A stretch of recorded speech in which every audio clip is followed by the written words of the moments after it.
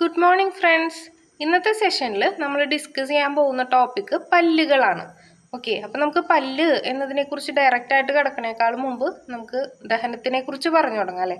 പല്ല് ശരിക്കും എന്തിനുള്ളതാണ്? നമ്മുടെ ആഹാരത്തിനൊക്കെ ഒന്ന് ബ്രേക്ക് ഡൗൺ ചെയ്ത് ദഹനത്തിന് ഹെൽപ്പ് ചെയ്യാനായിട്ടുള്ളൊരു പാർട്ടാണ് പല്ല് എന്ന് പറയുന്നത്. ഓക്കെ, അപ്പോൾ എന്താണ് ദഹനം? എന്തിനാണ് നമുക്ക് ദഹനം നടക്കുന്നത്? നമ്മൾ കഴിക്കുന്ന ആഹാരത്തിനെ നമ്മുടെ ശരീരത്തിന് അബ്സോർബ് ചെയ്യാൻ പാകത്തിനുള്ള ലഘു ഘടകങ്ങളാക്കി മാറ്റുന്ന പ്രക്രിയയാണ് ദഹനം എന്ന് പറയുന്നത്. ഓക്കെ, അപ്പം നമുക്കറിയാം ദഹനം എന്ന് വെച്ചാൽ എന്താണ്? നമ്മുടെ സങ്കീർണമായ ആഹാര പദാർത്ഥങ്ങളെ ആഗിരണത്തിന് ഉതകുന്ന രീതിയിലുള്ള ലഘു ഘടകങ്ങളാക്കി മാറ്റുന്ന പ്രക്രിയയാണ് ദഹനം എന്ന് പറയുന്നത്. ഓക്കെ, അപ്പം നമ്മുടെ ദഹനം ആരംഭിക്കുന്നത് തന്നെ എവിടെ നിന്നാണ്? വായ. നമ്മൾ വായിലൂടെയാണ് ഭക്ഷണം കഴിക്കുന്നത്. അപ്പോൾ വായാണ് ദഹനം ആരംഭിക്കുന്ന ഭാഗം എന്ന് പറയുന്നത്. ഓക്കെ, അപ്പം നമ്മൾ കഴിക്കുന്ന ആഹാരത്തിന് രണ്ട് രീതിയിലാണ് നമ്മൾ ദഹനം സ്റ്റാർട്ട് ചെയ്യുന്നത്. ദഹനം എന്ന് പറഞ്ഞാൽ ആഹാര ഘടകങ്ങളെ ലഘു ഘടകങ്ങളാക്കി മാറ്റുന്ന പ്രക്രിയയാണ്. അപ്പം അതിൽ തന്നെ രണ്ട് പാർട്ടുകളുണ്ട്. യാന്ത്രിക ദഹനം എന്നും രാസിക ദഹനം എന്നും പറഞ്ഞിട്ട് രണ്ട് പാർട്ടുകളുണ്ട്. ഓക്കെ, അപ്പം അതിൽ രാസിക ദഹനം എന്ന് വെച്ചാൽ എന്തായിരിക്കും? പേര് കേട്ടാൽ തന്നെ നമുക്കറിയാം അല്ലേ, നമ്മുടെ ഹോർമോണുകളൊക്കെ വന്നിട്ടുള്ള പരിപാടിയാണ്. നമ്മളെ ഈ ചെറുകണികകളാക്കിയിട്ട് പല്ല് ചെറുകണികളാക്കി മാറ്റിയിട്ടുണ്ടാവും. അതിനെ എൻസൈമുകളുടെ സഹായത്തോടെ നമ്മുടെ പോഷകഘടകങ്ങളൊക്കെ ബ്രേക്ക് ഡൗൺ ചെയ്ത് ലഘു ഘടകങ്ങളാക്കി മാറ്റുന്ന പ്രക്രിയയാണ് ഈ രാസിക ദഹനം എന്ന് പറയുന്നത്. ഓക്കെ, അപ്പോൾ ഈ രാസിക ദഹനത്തിന് മുമ്പ് തന്നെ നടക്കുന്ന ഒരു പ്രക്രിയയാണ് യാന്ത്രിക ദഹനം എന്ന് പറയുന്നത്. മെക്കാനിക്കലായിട്ട് അതിനെ നമുക്ക് എന്താ പറയുക, ചെറിയ കഷ്ണങ്ങളാക്കി മാറ്റുന്നത് മാത്രമാണ് ഈ യാന്ത്രിക ദഹനം എന്നതുകൊണ്ട് ഉദ്ദേശിക്കുന്നത്. ഈ യാന്ത്രിക ദഹനം ആരംഭിക്കുന്നത് അല്ലെ പല്ലിലാണ്. അപ്പൊ പല്ലാണ് നമ്മുടെ ഇന്നത്തെ ടോപ്പിക്. ഓക്കെ, അപ്പൊ നമുക്ക് ഇനി പല്ലിലേക്ക് പോകാം അല്ലെ. നമുക്കൊരു ജസ്റ്റ് ഒരു ഇൻട്രോ സെക്ഷൻ എന്നുള്ള രീതിയിൽ നമ്മുടെ സെഷൻ കഴിഞ്ഞിട്ടുണ്ട്. ഇനി പല്ലിലേക്ക് പോവാം. നമ്മുടെ മനുഷ്യന്റെ പല്ലിന്റെ പ്രത്യേകത എന്താണ്? ഒരു കുഴിയിലാണ് അല്ലേ പല്ലിനെ ഉറപ്പിച്ചിരിക്കുന്നത്. ഓരോ പല്ലും താടിയെല്ലിലെ കുഴികളിലാണ് ഉറപ്പിച്ചിട്ടുള്ളത്. ഇങ്ങനെ ഈ കുഴികളിൽ ഉറപ്പിച്ചിട്ടുള്ള ഈ ക്രമീകരണത്തിനെ പറയുന്നതാണ് കോടരദന്തങ്ങൾ, അല്ലെങ്കിൽ പറയുന്ന പേരാണ് തീക്കോഡോണ്ട് ഡെന്റീഷൻ. എന്താണ്? കോടരദന്തങ്ങൾ അല്ലെങ്കിൽ തീക്കോഡോണ്ട് ഡെന്റീഷൻ എന്നാണ് ഇതിനെ പറയുന്നത്.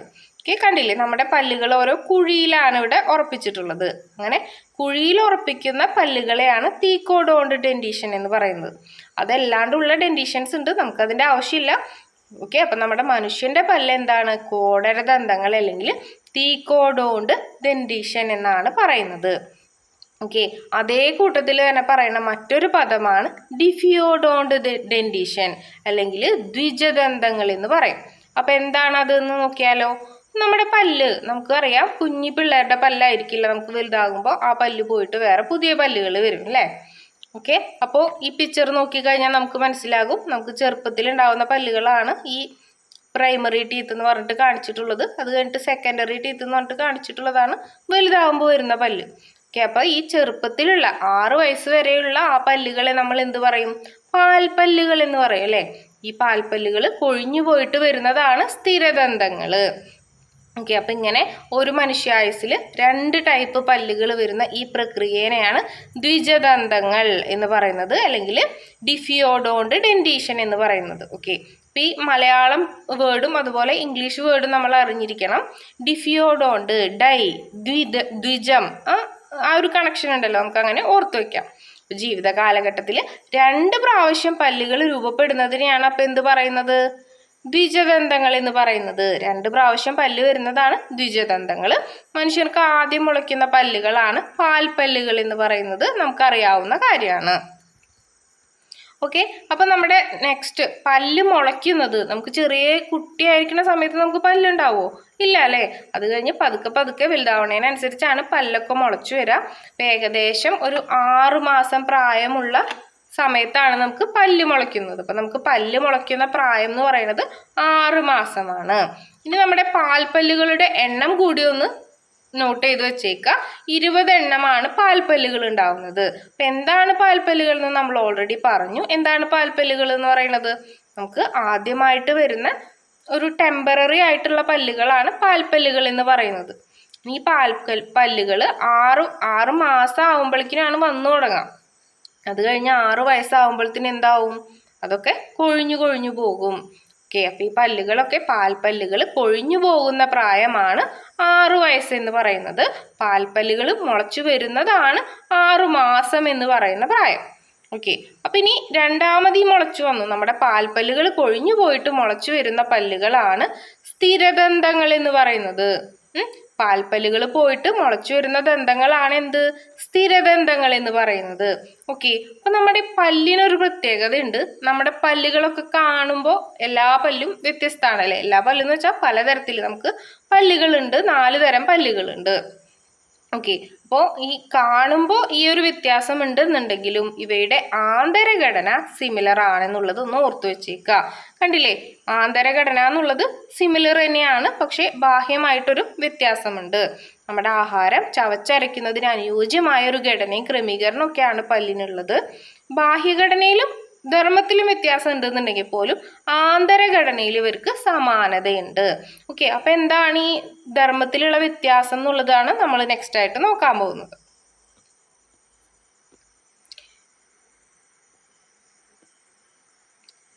നമുക്ക് പലതരം പല്ലുകളുണ്ട് അല്ലേ. ഉളിപ്പല്ലുണ്ട്, കോമ്പല്ലുണ്ട്, അഗ്രചർവണകുണ്ട്, ചർവണകുണ്ട്. ഓക്കെ, അപ്പൊ ഈ പല്ലുകളിൽ ഉളിപ്പല്ല് നമ്മുടെ മുൻവശത്ത് താഴെയും മുകളിലും ഒക്കെ ആയിട്ട് കാണപ്പെടുന്ന 8 പല്ലുകളാണ് ഉളിപ്പല്ലുകൾ എന്ന് പറയുന്നത്. ഉളിപ്പല്ലുകൾ അപ്പൊ എത്ര എണ്ണം ഉണ്ട്? 8 എണ്ണം ഉണ്ട്. കടിച്ചു മുറിക്കാൻ നമ്മുടെ ആശാരിമാരുടെ കയ്യിലൊക്കെ ഉള്ള ഉളി കണ്ടിട്ടില്ലേ, അതെന്തിനു ഉപയോഗിക്കുന്നതാ? മുറിച്ചെടുക്കാനായിട്ടാണ് അല്ലേ ഉപയോഗിക്കുന്നത്. അപ്പോൾ കടിച്ചു മുറിക്കാൻ സഹായിക്കുന്നതാണ് ഉളിപ്പല്ല്. 8 ഉളി, അങ്ങനെ ആലോചിച്ച് വെച്ചേക്ക. 8 ഉളിപ്പല്ലുകൾ 8 എണ്ണം ഉണ്ട്. അതെന്തിനുള്ളതാണ്? കടിച്ചു മുറിക്കാനുള്ളതാണ് ഉളിപ്പല്ലുകള്. നെക്സ്റ്റ് കോമ്പല്ല്. കോമ്പല്ല് എത്ര എണ്ണം ഉണ്ട്? 4 പല്ലുകളാണ് നമുക്ക് കോമ്പല്ലുകളായിട്ടുള്ളത്. കടിച്ചു കീറാൻ സഹായിക്കുന്ന 4 കോമ്പല്ലുകളാണ് നമ്മൾ മനുഷ്യന്മാർക്കുള്ളത്. ഓക്കെ, ക്ലിയർ ആണ്. ഇനി വരുന്ന 2 എണ്ണാണ് അഗ്രചർവണകവും ചർവണകവും. ഇത് രണ്ടും എന്താണ്? നമ്മുടെ അണപ്പല്ല് എന്ന് നമ്മൾ പറയില്ലേ, അതാണ് ഈ അഗ്രചർവണകം ചർവണകം എന്ന് പറയുന്നത്. ഇവ രണ്ടും നമ്മളെ ചവച്ചരയ്ക്കാനാണ് സഹായിക്കുന്നത്. ഓക്കെ, അപ്പോൾ ആദ്യം വരുന്നത് അഗ്രചർവണകം. കോമ്പല്ലിന്റെ സമീപത്തുള്ളത് ആരാണ്? അഗ്രചർവണകമാണ് കേട്ടോ. അത് തെറ്റിപ്പോകരുത്. നമ്മൾ വിചാരിക്കും ഏറ്റവും അറ്റത്തുള്ള അഗ്രത്തിലുള്ളതാണ് അഗ്രചർവണകം എന്ന്. അല്ല, കോമ്പല്ലിന് സമീപം കാണപ്പെടുന്ന പല്ലുകളാണ് അഗ്രചർവണകം എന്നറിയപ്പെടുന്നത്. ഓക്കെ, ഇനി അഗ്രചർവണകം എത്ര എണ്ണം ഉണ്ട്? 8 എണ്ണാണുള്ളത്. അഗ്രചർവണകവും 8 എണ്ണാണുള്ളത്. ഓക്കെ, അപ്പോൾ ഉളിപ്പല്ലും അഗ്രചർവണകവും 8 എണ്ണമാണ്. അതെ, ഉളിപ്പല്ലും അഗ്രചർവണകവും 8 എണ്ണാണുള്ളത്. കോമ്പല്ല് നമുക്ക് എത്ര എണ്ണാണുള്ളത്? 4 പല്ലുകളാണുള്ളത്. ഓക്കെ, അപ്പൊ ഈ ചർവണകം എന്ന് പറഞ്ഞാൽ എന്താണ്? അത് കഴിഞ്ഞു വരുന്ന പല്ലുകളാണ്. 12 പല്ലുകളാണ് ചർവണകത്തിൽ വരുന്നത്. ഓക്കെ, 12 പല്ലുകളാണ് ചർവണകത്തിൽ വരുന്നത്. അപ്പൊ നമുക്ക് പാൽപ്പല്ലുകളായിട്ട് വരുന്നത് 20 പല്ലുകളാണ്. നമ്മുടെ ഒരു പ്രായപൂർത്തിയായ മനുഷ്യന് സാധാരണഗതിയിൽ എത്ര പല്ല് വേണം? 32 പല്ലുകൾ വേണം അല്ലെ.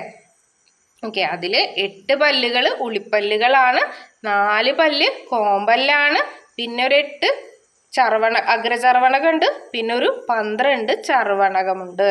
ഓക്കെ, അപ്പൊ നമ്മുടെ പല്ലിന്റെ ആ ഒരു പല്ല് മുളച്ചു വരുന്ന ഒരു ക്രമം വെച്ച് നോക്കുമ്പോൾ തന്നെ അവസാനമായിട്ട് വരുന്ന പല്ലുകളാണ് അണപ്പല്ലുകൾ എന്ന് പറയുന്നത്.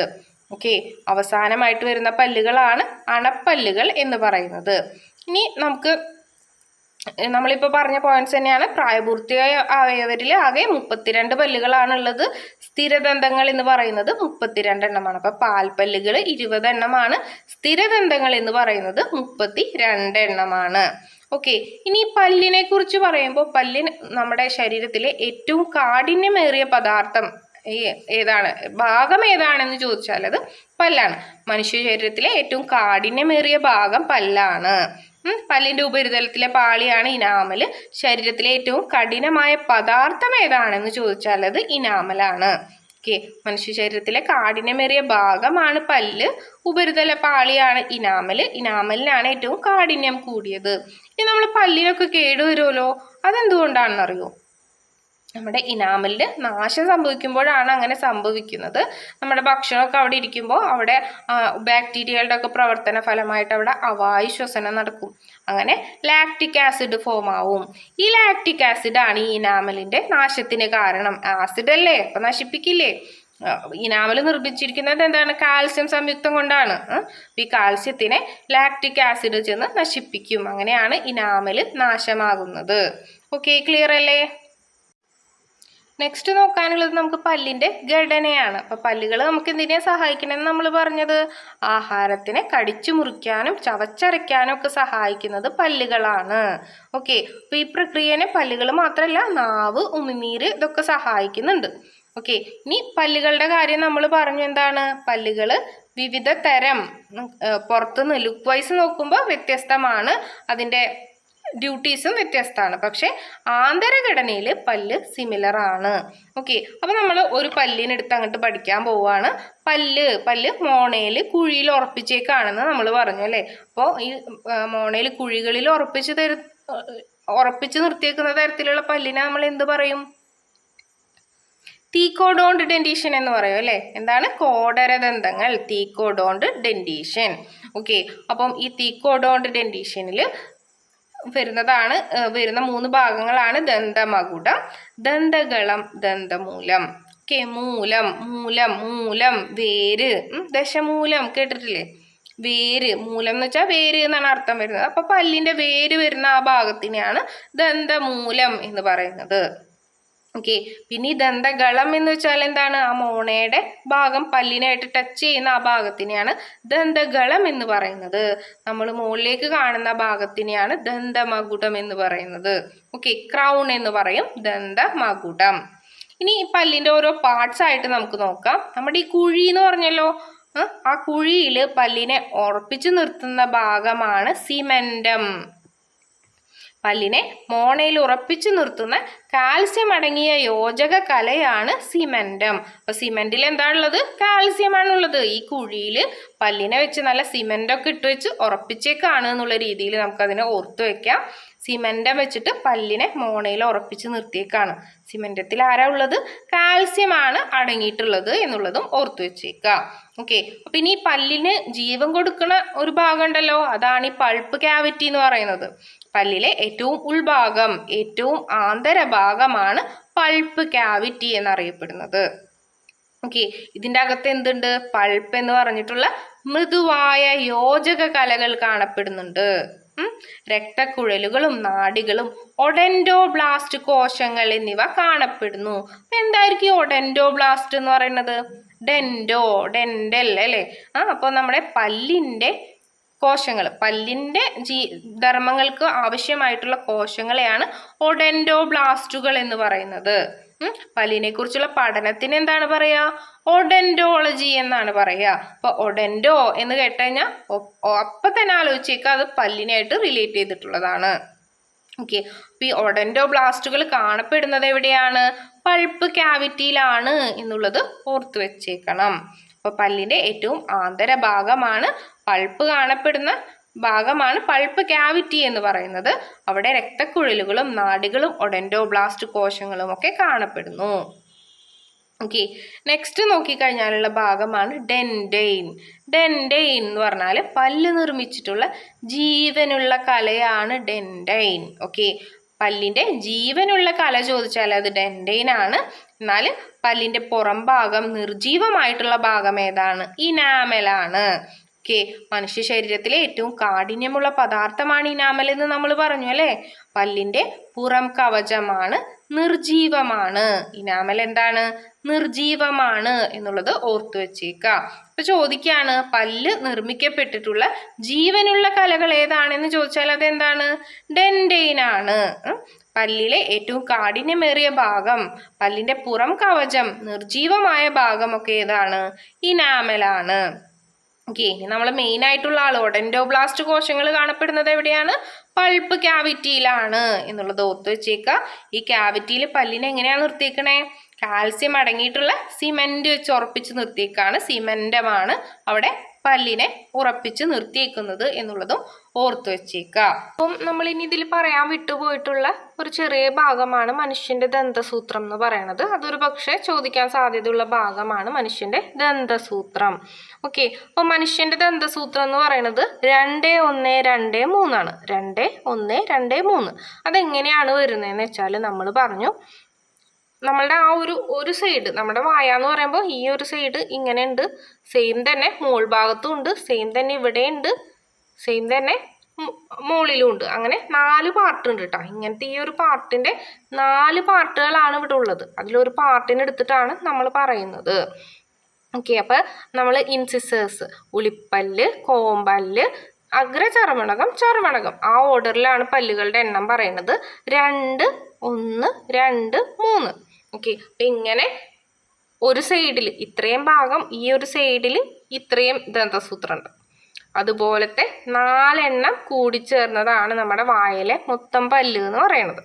ഓക്കെ, അപ്പോൾ 2, 1, 2, 3 എന്നുള്ളതാണ് മനുഷ്യന്റെ ദന്തസൂത്രം എന്ന് പറയുന്നത്. അങ്ങനത്തെ 4 ഭാഗങ്ങൾ ചേർന്നിട്ട് ടോട്ടല് 32 പല്ലാണ് നമ്മളെ മനുഷ്യനുള്ളത് എന്നുള്ളതൊന്ന് ഓർത്ത് വെച്ചേക്കാം. ഓക്കെ, അതുപോലെ നമ്മൾ പറയാൻ വിട്ടുപോയിട്ടുള്ള ഒരു ടോപ്പിക്കാണ് വിവേകദന്തങ്ങൾ എന്ന് പറയുന്നത്, വിസ്ഡം ടീത്ത്. നമ്മുടെ ഏറ്റവും മെച്യൂരിറ്റി ആയതിനു ശേഷം ഏറ്റവും അവസാനം മുളച്ചു വരുന്ന അണപ്പല്ലുകളെയാണ് വിവേകദന്തങ്ങൾ എന്ന് പറയുന്നത്. ഓക്കെ, അപ്പം ഈ വിവേകദന്തങ്ങൾ ഏത് പ്രായത്താണ് മുളച്ചു വരുന്നത് എന്ന് ചോദിച്ചാൽ നമ്മുടെ 17 മുതൽ 25 വരെ വയസ്സുള്ള ആ ഒരു കാലഘട്ടത്തിലാണ് നമുക്ക് വിവേകദന്തങ്ങൾ ഉണ്ടാകുന്നത് എന്നുള്ള പോയിന്റ് കൂടെ ജസ്റ്റ് ഒന്ന് ഓർത്ത് വെച്ചേക്കാം. ഓക്കെ, അപ്പോൾ ക്ലാസ് ക്ലിയർ അല്ലേ? Thank you.